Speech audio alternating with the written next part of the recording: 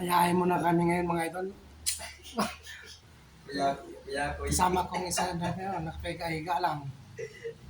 Kasi ano eh, natakot yung mga amo namin na marid sila. Pero may isa, huwag ka ganito ba? Oh, double pay ngayon kasi ano pa, holiday. Holiday pa. Ay, hayahay lang buhay namin ngayon dito. kasi mga amo namin, ano, naglayas. Sinarado pang ang gate, oh.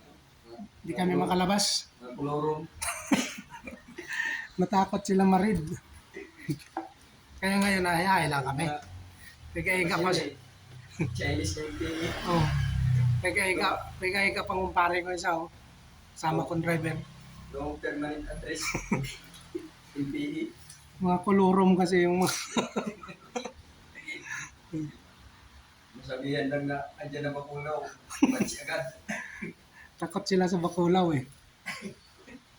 May pabor sa amin yun kasi ganito lang kami, wala, may sahod. Isa ako, kakabukang kang lang. Isa May sahod dyan, may kahit walang ginagawa. Padalawang araw na to, ganito kami.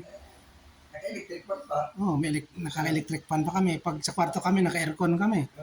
Hmm. Pamaya kayo lang yung electric pan na to.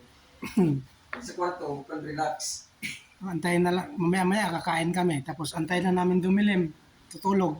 Tapos kinabukasan, ganito ulit. Di pa tayo dito, mga pre.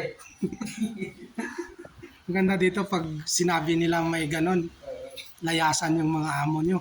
Kaya lang maiwan dito mga Pinoy. Sige mga idol, yun lang. Thank you.